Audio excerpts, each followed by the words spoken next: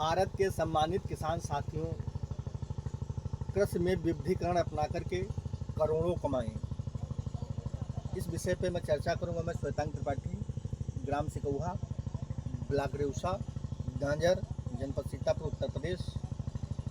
आज मैं केला के साथ में विविधीकरण का मॉडल अपना करके आप जो है अधिक लाभ कृषि से अपनी प्राप्त कर सकते हैं। यदि वीडियो को लाइक न किया हो, सब्सक्राइब न किया हो तो अवश्य कर लें। देखिए, ये जून में खेत हमने जो गेहूं काट करके हमारा खेत था, हमने ढैंचा की बुआई करवा दी। हमारा 1-1.5 महीने का ढैंचा हुआ, वैसे हमने उसकी जुताई करवा दी।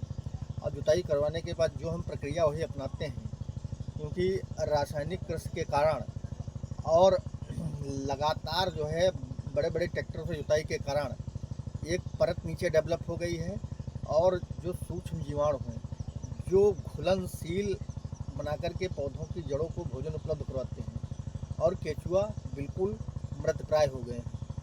क्योंकि एक सिस्टम होता है कि यदि मान चलिए आपका शरीर है, यदि थोड़ा थोड़ा काम करते रहें और उसको एनर्जी देते रहें और बीच बीच में विश्राम करते रहें, तो आपका जो है लगातार चलता रहता है सिस्टम।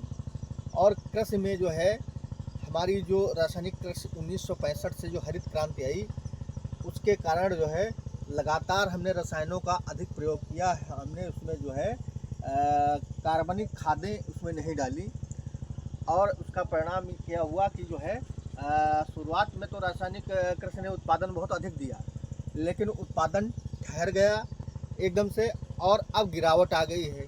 बहुत सारे हम रासायनिक फार्मूले लगातार, पहले हमारे पास था केवल हम उसमें जो है डाई डालते थे और यूरिया डालते थे खेत में। बाद में फिर पोटास का चलन हुआ, पोटास के चलन के बाद जो है जिंक का चलन हुआ, जिंक के चलन के बाद जो है बोरान का चलन हुआ। तो इसी प्रकार से माइक्रोन्यूट्रिएंटों का चलन हुआ कि जो हमारे 3 मुख्य पोषक तत्व हैं, और बाकी जो है 12-13 जो है लगभग जो है माइक्रोन्यूट्रिएंट हैं, उनकी लगातार कमी होती चली जा रही है। और हम लगातार बाज़ार से खरीद करके डाल रहे हैं, और इससे हमारी खेती अलाभकारी बनती जा रही है। तो इसमें हमने जब ढैंचा की जुताई तक हमने आपसे चर्चा की, जो खाद हम डाल रहे हैं इसमें है, तो उसमें हमने 2 कुंटल जंगल की मिट्टी, नहीं वो कल्चर है। जंगल की मिट्टी का तात्पर्य है जो आपके पुराने बाग हों या कहीं खेत में पौधे लगे हों 10-20, वहाँ पे 10-20 साल से रासायनिक कृषि का प्रयोग न किया गया हो, वहाँ की मिट्टी से तात्पर्य है हमारा। जंगल की नहीं, पूरे जंगल खोद करके आप उजाड़ दें कि आपको जो अपने जो है लाभ के लिए, जो आपका जो है गांव का कोई सार्वजनिक क्षेत्र ऐसा कोई पड़ा हो तो वहाँ से मिट्टी ले सकते हैं।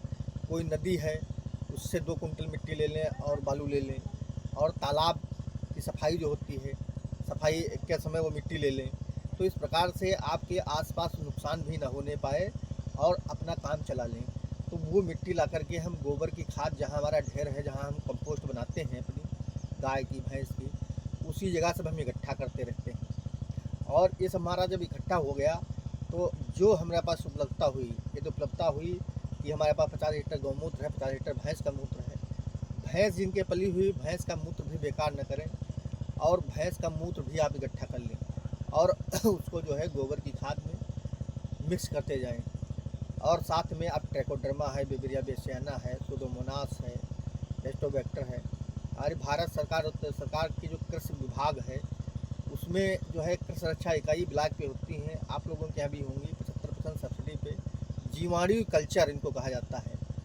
जीवाणु कल्चर इनको अवश्य ले लें, क्योंकि जो चीज़ आपको बिल्कुल सस्ती पड़ेगी, तो वो कल्चर ले आएँ और उस गोबर की खाद में मिक्स करके आप उसमें फिर हमने जो है मिक्स किया।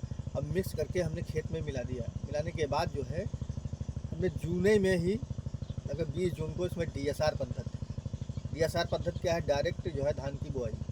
अब थोड़ा सा ये समझने का टॉपिक यहाँ पे है।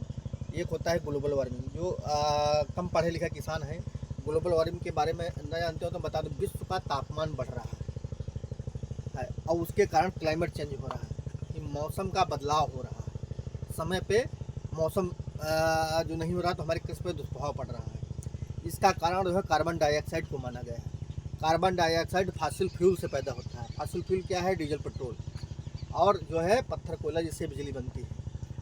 और उससे भी विश्व के वैज्ञानिकों ने बताया है कि जो है उससे खतरनाक जो है ग्लोबल वार्मिंग के कारण 12 गुना कार्बन से खतरनाक मीथेन होती है, जो चावल की खेती से होती है। चावल की खेती से कैसे मीथेन होती है? जैसे जो आप रबड़ी बनाते हैं और उसमें जो है रासायनिक खाद डालते हैं और फिर उसमें धान की रोपाई करते हैं, और रोपाई करते हैं तो उससे मीथेन का उत्सर्जन होता है।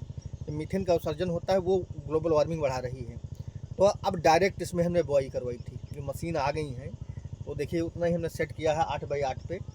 तो ये मेड़ मेकर से हमने मेड़े बनवा दी और इसी में जितना एक मशीन वो आती है उससे अब डायरेक्ट धान की बुआई करवा दी। फिर जो है 10 दिन बाद हमारा धान जमना शुरू हो गया। अब 10 जुलाई को हमने केला इसमें लगा दिया। केला लगाने के पहले साथ में जो जब हमने धान की बुआई करवाई उसमें हमने गड्ढे बना दिए। गड्ढे बना करके उसमें गोबर की खाद और वर्मी कंपोस्ट और जो है मोरंग और जो आती है पत्थर कोयला की राख आती है, इसको इसमें कार्बन, ऑर्गेनिक कार्बन बहुत ज़्यादा इसमें होता है, उसको नीचे डाल दिया और फिर पौधे की हमने रोपाई करवा दी। फिर धान की में बरसात शुरू हो गई, धान की निराई चलती रही, उसकी किसानी चलती रही, साथ में केला की किसानी चलती रही। ये अक्टूबर में हमारा जो धान तैयार हो गया और इसको हमने काट लिया। 50 कुंटल एकड़ धान निकला और लगभग जो है 50 कुंटल एकड़ में धान निकला तो हमारा जो है 40 कुंटल धान निकला था। 40 कुंटल धान निकला तो हमारा 80,000 रुपये का धान हो गया। अच्छी प्रजात का हमने धान लगाया था। और उसके बाद जो है हमने जहाँ तहाँ पे जो है सब्ज़ी के लिए भिंडी भी लगा दी और फिर इसकी हमने जुताई अक्टूबर में ही करवा दी। और नवंबर में इसमें हमने 15 नवंबर तक जो है जो कुछ हमको खाद वगैरह, जीवामृत, घन जीवामृत, राख, गौमूत्र, जो हमारे पास उपलब्ध संसाधन थे तो हमने खेत में पूरा बिखेर दिया एक बार फिर। और फिर इसमें हमने जो है आलू बुआई करवा दी। आलू बुआई करने हमारे पास एक छोटा सा टिलर है जिसकी कीमत 2.5 लाख रुपये है और उसको हम सब्सिडी पे ही लाए थे। तो उससे हमारे पास 10-12 इंस्ट्रूमेंट है उसमें है, तो उसमें मेड़ भी बन जाती है। तो उसमें जुताई करके मेड़ बना के उस पर हमने मज़दूरों से आलू लगवा दी। और आलू के साथ में हमने ये बैंगन भी लगा दिए केले के बराबर में। जो बैंगन दिख रहे हैं आपको हैं, ये हमने लगा रखे हैं बैंगन हैं। तो जो है आलू हमारा 50 कुंटल एकड़ में ये निकल आया और लगभग 50,000 रुपये का बिक गया हमारा आलू। तो और बैंगन, ये देखिए किसान भाई, बैंगन हमारा तैयार है, फ्लावरिंग फ्रूटिंग हो रही है। और इस समय जो है बैंगन की जानते हैं कि जितनी जल्दी हमारा ये तैयार हो जाएगा। और क्योंकि ये केलों के पत्तों के ओछा में है तो ये हमारा जो है मौसम का इसमें कोई दुष्प्रभाव नहीं पड़ा, ठीक है। एक टेम्परेचर मेंटेन हो गया और ये बैंगन हमारा लगा हुआ है। तो इस बैंगन में कितनी फ्लावरिंग फ्रूटिंग, एक पौधे में इतना जो फ्रूटिंग हो जाए, लगभग एक बार में हमको लगता है 5-6 किलो बैंगन निकलेगा। तो केला में हमको लागत नहीं लगानी पड़ी और जो हम सह फसलें इसमें लगाते गए, किसानी करते गए, सारी लागत हमारी सह फसलें ले आई और इनके अवशेषों को हमने जो है इसमें बांटते रहे फसल अवशेषों को। तो हमारी कार्बनिक खाद यानी ऑर्गेनिक कार्बन भी खेत में बढ़ता गया। अब जो है मिट्टी देख रहे हैं, हमने आलू खोद करके टिलर से जुताई करवा करके मिट्टी बंधवा रहे हैं। और मिट्टी बंधाई के पहले जो प्रक्रिया हम अपनाते हैं, नदी की बालू, नदी की मिट्टी और तालाब की मिट्टी, वो प्रक्रिया बराबर हम लगातार इससे जो है ये खाद बन जाए। तो इस प्रकार से जो है आम गुठलियों के दाम हमारे चर्चात होती है। तो किसान भाई जो है ये बैंगन हमारा चलेगा लगभग, जो है बैंगन इसमें से हटा नहीं जाएंगे। ये लगभग हमारा ये जून तक चलेंगे बैंगन।